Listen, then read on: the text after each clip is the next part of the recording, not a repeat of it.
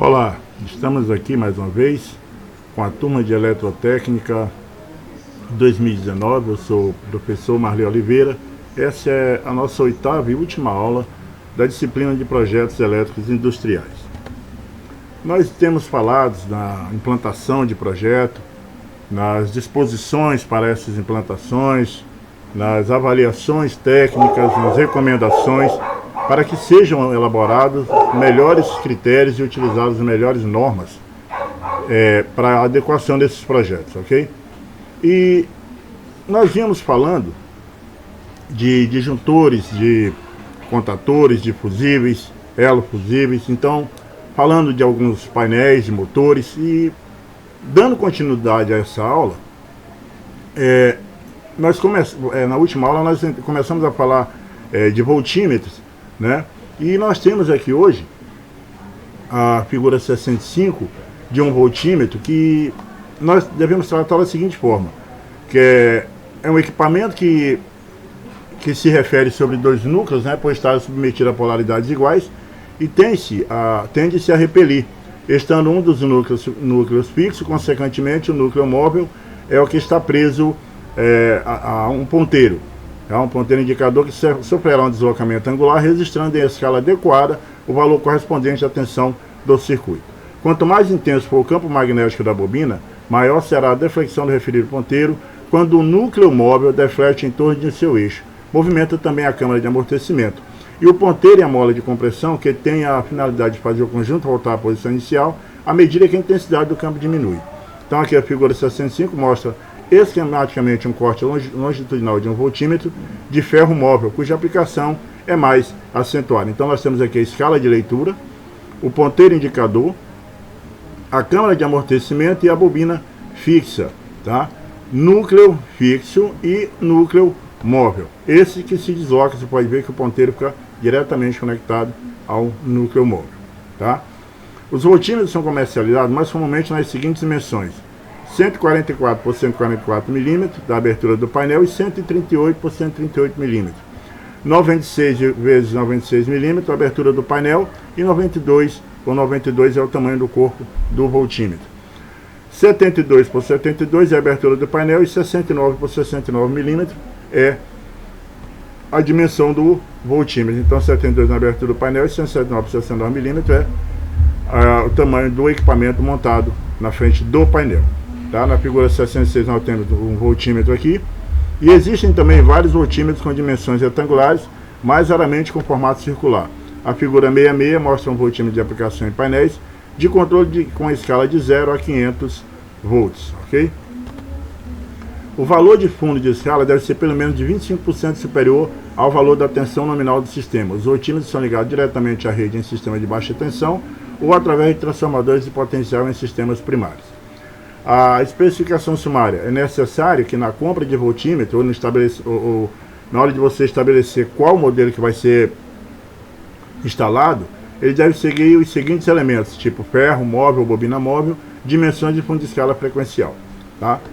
Vamos falar de amperímetro de ferro móvel. É destinado à indicação instantânea de corrente, tanto em sistema de corrente contínua como no sistema de corrente alternada. O seu princípio de funcionamento corresponde ao que já foi exposto para o voltímetro de ferro móvel. Os amperímetros são comercializados com as mesmas dimensões padronizadas para os voltímetros. Os amperímetros normalmente são fabricados para suportar 50 vezes a carga nominal durante 1 segundo e 4 vezes em geral, 4 vezes a carga nominal aproximadamente durante 3 minutos e 2 vezes a carga nominal durante 10 minutos. Em geral, deve-se dimensionar o fundo de escala de um amperímetro para no mínimo 150% do valor da corrente prevista para o circuito a ser medido. Ou seja, o amperímetro tem que se definir ele maior do que o valor que ele vai medir, na maioria das vezes, no mínimo 150% do valor a ser medido, ok? Os amperímetros em geral são conectados a barramento dos painéis através de transformadores de corrente. Raramente são utilizados instrumentos para ligação direta ao circuito a ser medido. Os transformadores de corrente podem ser dimensionados em função da corrente de carga do ponto onde será instalado. Os amperímetros de conexão direta são fabricados para a corrente nominal de no máximo 100 amperes. A figura 66 e 67 mostram respectivamente a vista frontal de um amperímetro e a indicação das faixas de escala para medição e sobrecarga, que é a figura 67, figura Mostra duas escalas do perímetro, a mesma figura, tá? Aqui está 66, 67, aqui um erro de digitação na edição da aula. E a especificação sumária para este equipamento, como lembre que desde a primeira aula eu venho falando, quando se diz especificação sumária, é que se tenha a informação corretíssima, segundo norma, ok? É necessário que se estabeleça no pedido na compra de amperímetros, no mínimo os seguintes elementos: as dimensões, fundo de escala ou faixa de escala, o tipo e a frequência nominal. Agora nós vamos falar de fusível de baixa tensão. É o dispositivo dotado de um elemento metálico com uma seção reduzida na sua parte média, normalmente colocado no interior de um corpo de porcelana, hermeticamente fechado, contendo areia de quartzo na granulometria adequada. O IEC classifica os fusíveis como de aplicação doméstica e industrial.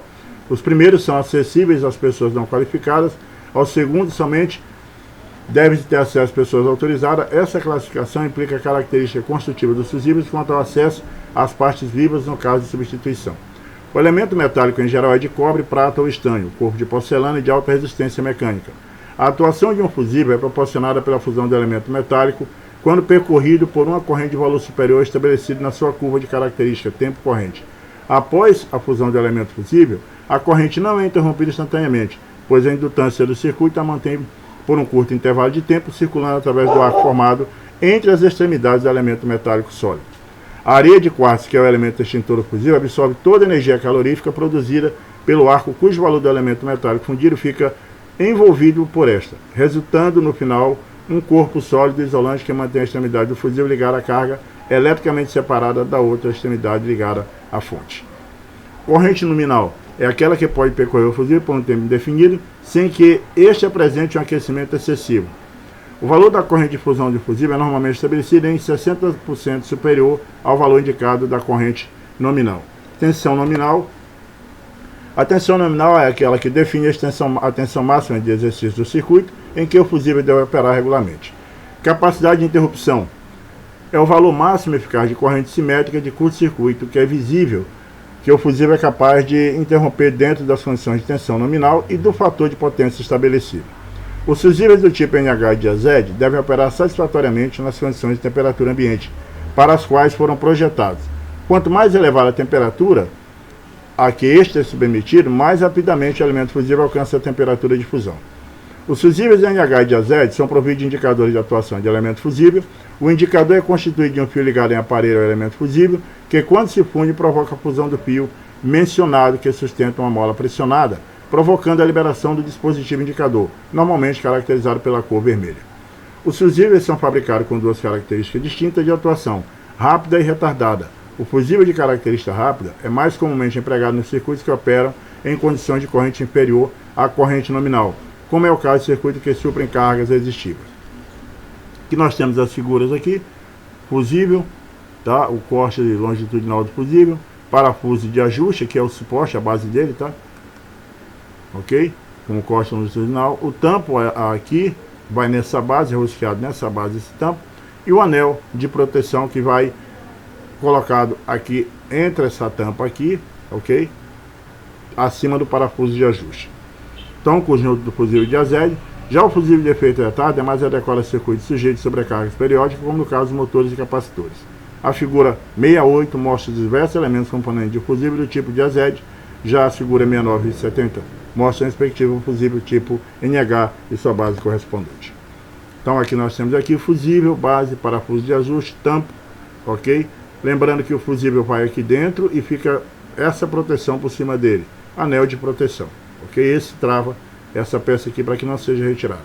Já o fusível de efeito retardo é mais adequado a circuitos sujeitos a sobrecargas periódicas, como no caso de motores e capacitores. Aqui a figura 69, corpo de porcelana, areia de quartzo, terminais de contato, ok? Chapa de metálica de junção, formação do arco interno aqui dentro dele, elemento metálico, fio que pressiona o indicador de atuação. Então aqui os tamanhos do terminal, suporte e pressão do fusível, ok? A especificação sumária no pedido da compra de um fusível deve constar no mínimo os seguintes elementos: corrente nominal e característica da curva tempo corrente, tá? Tamanho da base do fusível NH, rápido ou retardo, componentes do fusível diazed, base, tampa, parafuso, ajuste anel de proteção do fusível, tá? E capacidade de ruptura.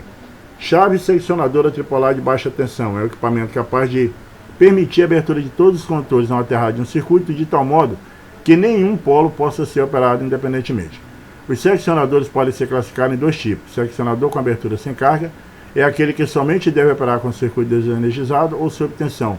É o caso das chaves seccionadoras com abertura sem carga. Seccionador sobrecarga, o interruptor é aquele que é capaz de operar com circuito desde a condição da carga nula até a de carga plena. Os seccionadores de atuação em carga são providos de câmara de extinção de arco e de um conjunto de molas capazes de imprimir a velocidade de operação elevada. A principal função dos seccionadores é permitir que seja feita manutenção segura numa determinada parte do sistema. Quando os seccionadores são instalados em circuito de motores, devem se desligar tanto os motores como os dispositivos de controle. Sobre o dispositivo de seccionadores, pode-se estabelecer a posição dos contatos ou dos outros meios de seccionamento, devem ser visíveis no exterior ou indicadas de forma clara e segura. Os dispositivos de seccionamento devem ser projetados e instalados de forma a impedir qualquer restabelecimento involuntário. Esse restabelecimento poderá ser causado, por exemplo, por um choque ou vibrações. Devem ser tomadas medidas para impedir a abertura inadvertida ou desautorizada do dispositivo de seccionamento apropriado à abertura sem carga. Tá? E o NSC recomenda que os seccionadores utilizados em circuito de motores de até 600 volts devem ser dimensionados pelo menos para 115% da corrente nominal, isto é, a corrente nominal é igual a 1,15 vezes a corrente nominal do motor. Então a corrente secundária é igual a 1,15 vezes a corrente nominal do motor. Quando são instalados em circuito de capacitor, deve ser dimensionado pelo menos 135% da corrente nominal do banco, ou seja, a corrente secundária é igual a 1,35 vezes a corrente do capacitor, ok? A figura 71 mostra uma chave seccionadora de abertura em carga, indicando os principais componentes. Chave seccionadora tripolar de baixa tensão. As chaves seccionadoras devem ser dimensionadas para suportar durante o tempo de 1 segundo a corrente de curto-circuito. O valor eficaz, corrente térmica, é o valor de crista da mesma corrente dinâmica. Lembrem que lá no início a gente falou do valor de crista da mesma corrente, ok? A especificação sumária à compra de uma chave seccionadora deve acompanhar pelo menos os seguintes elementos: tensão nominal ou corrente nominal, corrente térmica, corrente dinâmica, contatos auxiliares se necessário, acionamento manual rotativo ou motorizado, operação em carga ou vazio, vida mecânica mínima, frequência nominal. Contator magnético tripolar é um dispositivo de atuação magnética destinado à interrupção de um circuito em carga ou a vazio. O seu princípio de funcionamento baseia-se na força magnética, que tem origem na energização de uma bobina e na força mecânica proveniente do conjunto de molas de que se compõe. Quando a bobina é energizada, a força eletromecânica desta sobrepõe-se à força mecânica das molas, obrigando os contatos móveis a se fecharem sobre o contato fixo, aos quais estão ligados os terminais do circuito, conforme se pode observar esquematicamente na figura aqui abaixo, tá? Figura 72. Então nós temos aqui os contatos móveis, tá? Do contator magnético, contato fixo, contato de fonte e contato da carga. Ok? Esse contato de fonte é onde entra a alimentação da rede. Aqui o contato de carga, onde sai a alimentação para motores e outros equipamentos. Mola de repulsão, núcleo móvel, bobina eletromagnética e núcleo fixo. Então esse componente aqui ele sobe e desce impulsionado por essa mola, tá? Que por sua vez é atraído por essa bobina eletromagnética aqui para fechar e selar esses contatos aqui. No caso aqui que nós vemos, deveria estar fechado aqui, ele baixado aqui, esse contato aqui, essa base móvel deveria estar colada com essa aqui, ok? Para que esse contato tivesse selado aqui, tá? Os contatores são construídos para suportar o elevado número de manobras, são dimensionados em função da corrente nominal do circuito, do número de manobras desejadas e da corrente de desligamento no ponto de instalação. A corrente de partida dos motores não tem praticamente nenhuma influência sobre a vida dos contatos dos contatores. No entanto, o ricochete pode reduzir drasticamente a duração dos contatos. Em geral, os contatores pequenos, quando têm seus contatos danificados, tornam-se imprestáveis. Porém, os contatores de corrente nominal elevada possibilitam, em geral, a reposição dos contatos danificados. Isso por ser muito caro, esses de corrente nominal elevada, geralmente são peças muito grandes e o valor de custo de aquisição é muito caro. Então, essas peças de reposição existem exatamente por esse motivo. A especificação sumária na compra de contatores deve ser fornecida no mínimo os seguintes elementos: a tensão nominal do contator, a frequência nominal, a corrente nominal, o número mínimo de manobra, tensão nominal da bobina e o número de contatos NA e NF. Lembrando que esses contatores têm alimentação a partir de 6 volts e chegam até 440. Tá? Relé bimetálico de sobrecarga para contatores são os relés que são utilizados para ligação e proteção do circuito de motores. Okay? Na saída do contator é ligado esse relé e, consequentemente, ligado ao motor na saída desse relé. São dispositivos dotados de um par de lâminas construídas com metais diferentes, de diferentes quocientes de dilatação linear, que, quando sensibilizados pelo efeito térmico, produzido por uma corrente de intensidade ajustada, aquecendo o bimetal, provoca, pela dilatação térmica de suas lâminas, a operação de um contato móvel. Os relés bimetálicos de sobrecarga são constituídos de modo a permitir ajuste de corrente nominal dentro de determinadas faixas que podem ser escolhidas conforme o valor da corrente e a natureza da carga. Quanto maior for o valor da corrente de sobrecarga, menor será o tempo decorrido para a atuação do relé. Normalmente os relés de sobrecarga são acoplados a contatores de largo emprego no acionamento de motores elétricos, podendo também manobrar os circuitos em geral. Também os relés de sobrecarga são destinados à proteção de motores trifásicos que, por uma razão qualquer, como a queima de um fusível em determinada fase, operam com alimentação bifásica. Em geral, essa proteção só é emitida se o motor estiver funcionando com carga diferente de 40% a 60% do seu valor nominal. O relé de sobrecarga, quando aquecido a temperatura de serviço, tem suas curvas características de disparo, os tempos reduzidos em geral a 25% a 50% dos tempos indicados. Dependendo do fabricante, os relés de sobrecarga devem ser protegidos contra as elevadas correntes de curto-circuito. Normalmente, os fabricantes fornecem a capacidade máxima dos fusíveis que devem ser empregados no circuito para garantir a integridade do relé e que em nenhuma hipótese deve ser superada. Chave estrela triângulo é um equipamento destinado à partida com redução de corrente de motores trifásicos do tipo indução com disponibilidade de 6 bornes para ligação.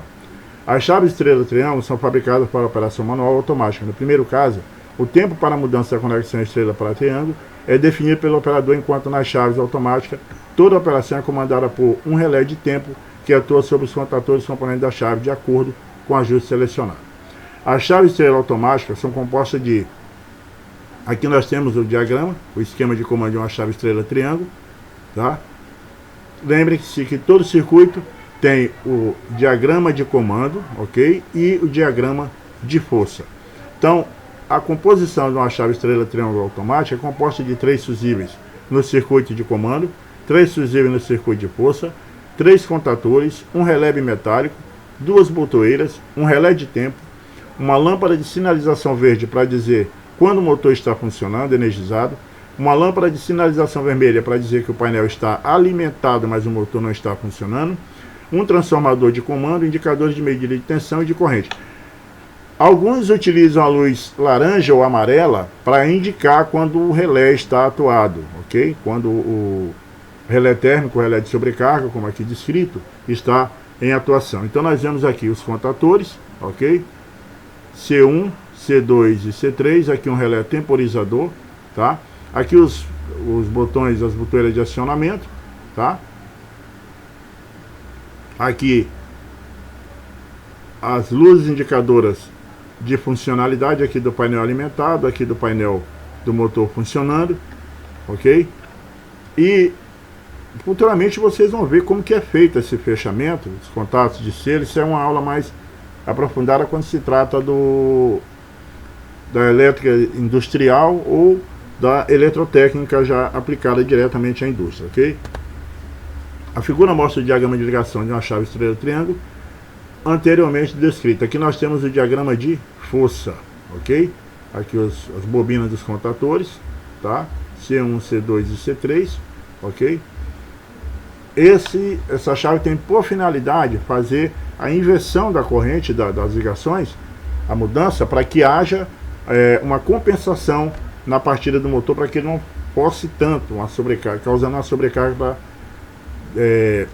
causar um desligamento, tá? Inesperado ou não programado, ok? Isso geralmente é instalado em motores de grande torque e de grande porte, de incapacidade de CV ou de HP.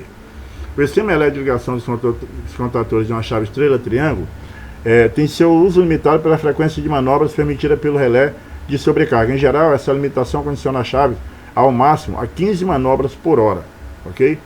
Na compra de uma chave estrela-triângulo, a especificação sumária necessária é tensão nominal da rede, a corrente nominal ou potência no motor, a frequência nominal, tensão de circuito de comando, número de manobras desejadas, tipo de operação, manual ou automático, tipo de execução blindada ou aberta, medidores e indicadores para execução blindada. Agora vamos falar da chave compensadora. É um equipamento destinado a partir com tensão reduzida de motores de indução trifásica. As chaves compensadoras são normalmente constituídas de fusíveis, 3 fusíveis no circuito de comando, a mesma coisa no circuito de força, 3 contatores, um autotransformador que não tem na estrela triângulo, relé bimetálico, 2 botoeiras, uma lâmpada de sinalização vermelha, um transformador de comando, que já foi falado antes, relé de tempo e a lâmpada de sinalização verde, ok?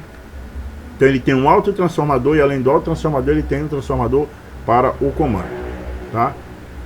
A operação iniciada quando pressionado-se a botoeira L, ele energiza-se a bobina do contator C3, conectando ao transformador a estrela e energizando a bobina do contator 2 e do relé de tempo através do contato auxiliar C31, mostrado na figura CA31, que é esse aqui, ok?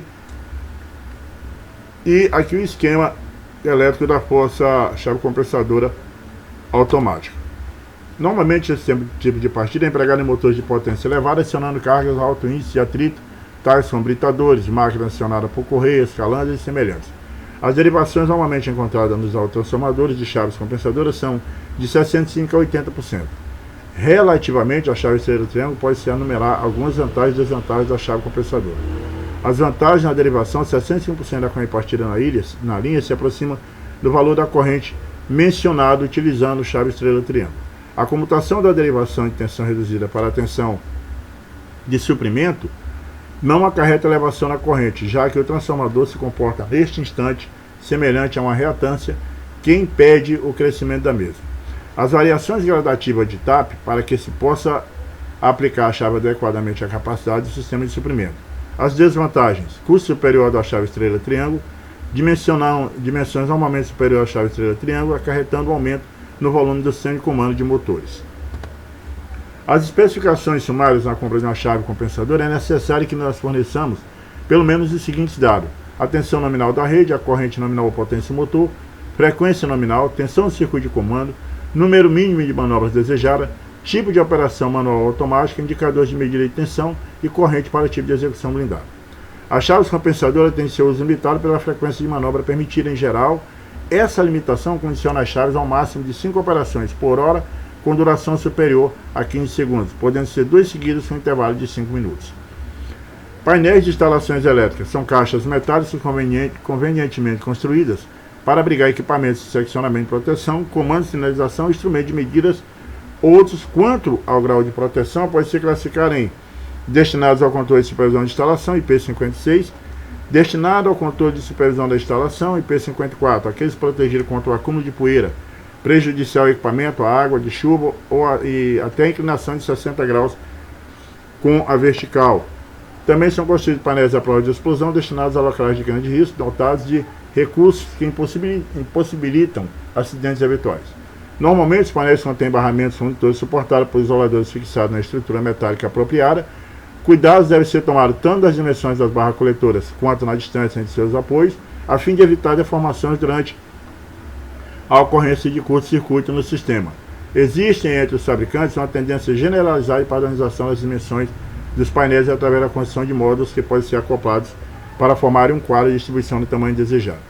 Os painéis devem conter internamente uma resistência elétrica a fim de evitar a formação da umidade sobre os equipamentos elétricos ali instalados.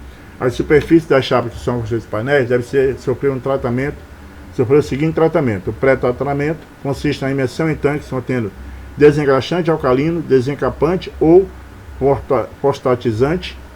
Proteção e acabamento consiste na aplicação de tinta em pó à base de epóxi ou equivalente por processo eletrostático com espessura aproximada de 70 microns.